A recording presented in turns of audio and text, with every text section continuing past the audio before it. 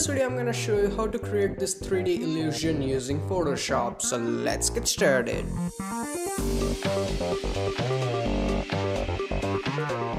Hey, what's up guys, Dhruval here, and as you can see this is the final output, and let's look at the original image. So this is the original image, and I'm also gonna use photo of this iPhone. So if you want to use any of this, the download link is in video description. Feel free to use it. Okay, so to start this effect, first of all we will have to add that shape file. So for that, go to file and I'm gonna go to place, and here I'm gonna select my picture and place it. Now we have to make it a little bit bigger, so I'm gonna hold my shift key and then make it bigger, something like this. And if you are not sure how bigger you need it, you can go and reduce the opacity from here, so you can see where exactly your subject will be. So I think this should be good enough. Yep, looks pretty nice. Then I'm gonna go and confirm it. Then I'm gonna make the opacity 100% again. And now we have to cut out this subject. So for that, pen tool would be better, but for tutorial I will be using this magnetic lasso tool from here, which will do the job but not that good. So take your time and cut out peacefully.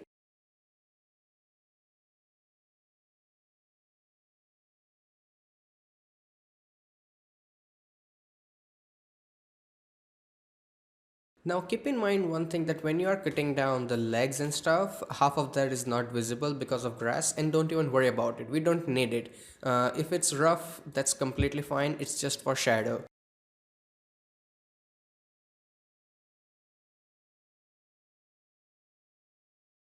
So the selection is done. Then go and click on this refine edge option, and here make sure that you have black background so you can see after before better. Now I'm gonna zoom in and make my brush a bit smaller. Let's go and make it tiny. Then I'm gonna go and paint on the edges. On the dog it's not that much of a difference, it will just make it slightly more softer, but on the sheep the fur will look much better once you do it completely.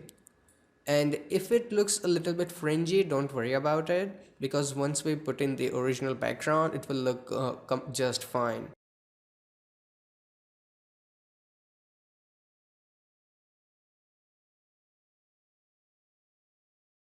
Now I want to show you a little trick. Do you see this green part? I don't want that. So what can I do is hold my Alt key or Option key if you're using Mac, and then just simply go and paint over here. So it will just remove it like that. And if you want something back, just paint it regularly and you're good to go. So I think this looks pretty decent, so go and hit OK. After that, go and click on your layer mask. So the layer mask is ready. Now you have to make a copy of it. So I'm gonna press Ctrl J. So I have a copy. Then you select this layer mask, activate, and you turn off the eye for this one. So as you can see, now we only have this layer. Now select this layer mask and then press Ctrl I, and then turn this back on. So we have shape on different layer and background on different. Now once you are done with this, go and turn off the eye of both of these layers, so they are invisible. Then go and select, where is it, right click here and select your polygon lasso tool, and here you have to make selection of the screen. So for that I'm gonna make a dot here, a dot here, and a dot here. It doesn't have to be completely accurate because that portion is out of focus, but do your best. So I'm gonna go and make a point here and then make a point here and double click. Now I'm gonna go and turn on this layer where we have background, and make sure you still have selected your layer mask. Select your brush tool, right click, where is it, here, this brush tool, right click, brush tool, and here make sure it's white color on 100% opacity. Then I'm gonna go and paint here, so we have that portion back, looking pretty good. And now we need to remove the area from the outside. So for that we need to inverse the selection, and for that I'm gonna go to select and inverse it. So outside area is selected, and now we need to erase it. So in the color I'm gonna go and select black color, and then just simply erase it entirely. And once everything is done, simply go to select and deselect. Now if I turn this layer on, as you can see, the effect is already looking pretty good, but we need to fill up this area so that it completes the illusion. So for that, this time activate your image layer, not the mask but the image, this one here. Then right click here and make sure you have selected rasterized layer. Then go and select your polygon lasso tool here. and then make a selection of this area. It has to be a rough selection and cover this completely. Then press shift backspace, and here in the contents go and select content aware, hit OK, and you have your own grass. So go and make another selection here, shift backspace, fill it.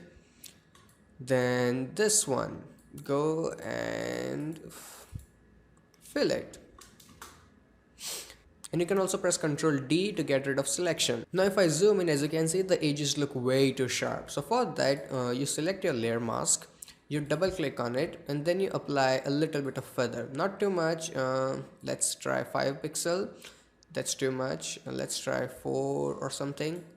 Yep, looks pretty good. Then go and close it. So all the boring cutting pasting part is finally done, and we can do some color correction and add some lighting so it looks even better.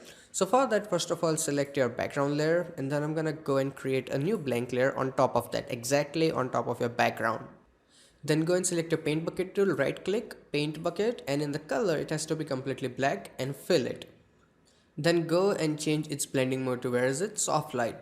But I don't want it here in bottom, so I'm gonna simply go and select my eraser tool, right click and make sure hardness is 0%. You can also use layer mask. So I'm just gonna simply erase it from here so it's not too much dark. So if I turn it on and off, as you can see, much better. Now let's go and create some lighting. So for that, select your top layer, then go and create a blank layer. Now again, select your paint bucket tool, right click, paint bucket, and fill in black color. Go to your, where is it, filter, render, and here select lens flare.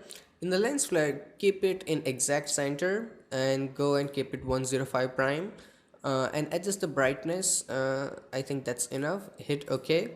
Then change its blending mode to screen so it's visible properly, and then go and select your move tool and put it exactly here.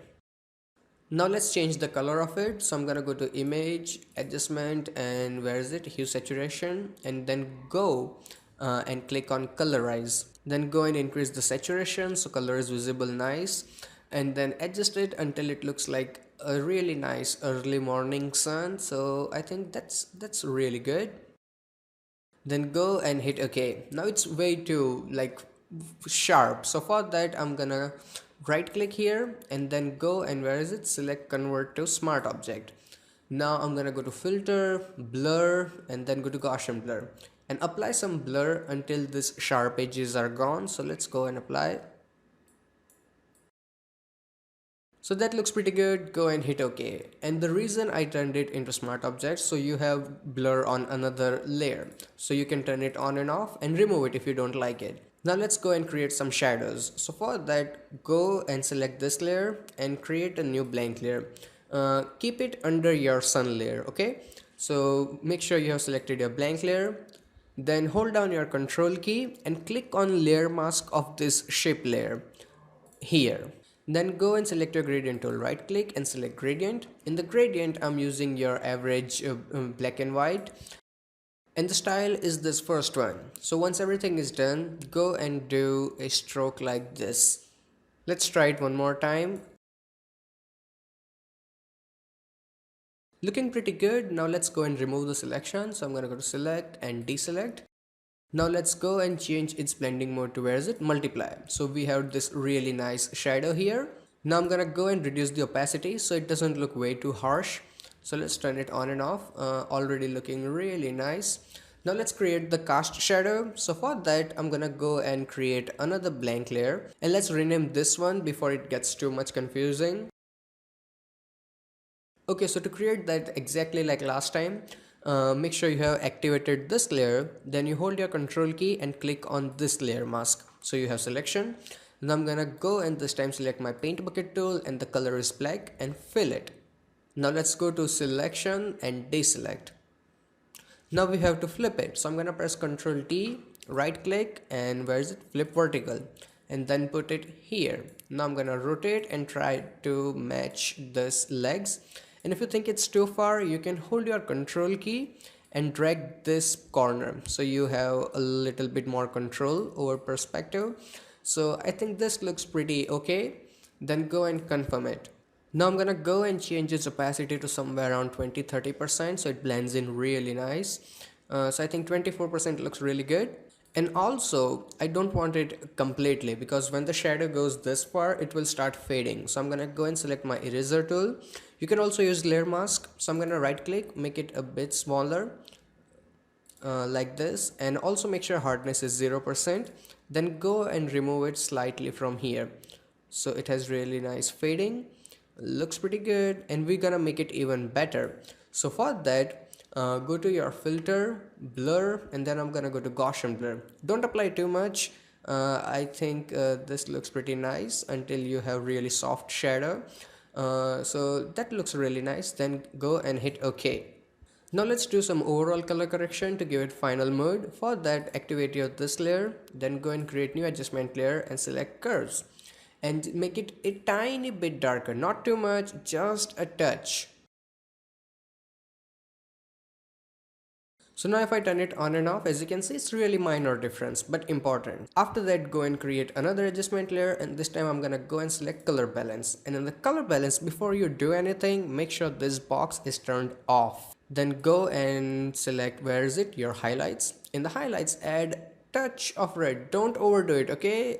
It might not seem that intense, but be careful. And then go and add tiny bit of yellow. Then I'm gonna go to, where is it, my shadows, and there also a little bit of red and a little bit of yellow. That's too much. Let's go and try -2. Very good. Now let's turn it on and off, and as you can see, it has this really nice overall orange feeling. Now let's go and create another adjustment layer, and this time I'm gonna select selective colors, and here go and select your neutrals, and in the neutrals go somewhere around like 8 or 10. So let's try 8. Looks pretty good. Now go to your blacks, and in the blacks go and exact opposite of that. So I'm gonna go and select -8. So we have this really nice shadows, and go and close it. So if I turn this 3 off, as you can see, the difference color correction makes. And let's see it without lighting. So this is without lighting and this is with. So it gives it this really nice atmosphere. So that's it, and this is the final output. And before I end the video, I want to show you some files.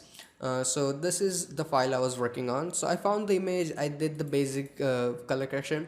Then the first effect was this. I really liked it, and I really want to show you that you can use the exact same method and create completely different output.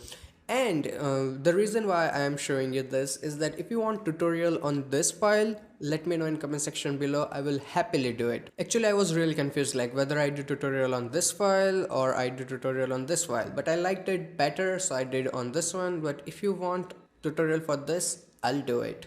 And there's also another failure I really wanted to show you. So that's this. I really wanted to do 3D building effect, but it just didn't work out that good. So let's go and let me show you the original file.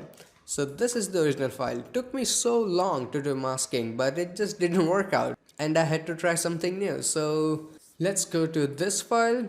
So this is the final output, and I really hope that you guys learned something from this video. If you did, hit that like button, and if you have any kind of questions or suggestions, it can be a little confusing. So if you have any questions, feel free to ask me in comment section below. And if you want to check out more tutorials, you can click on any of these boxes, plus you can subscribe to my channel. So every time I upload a new video, you will get the update. So till then, goodbye, take care, and have some fun with Photoshop.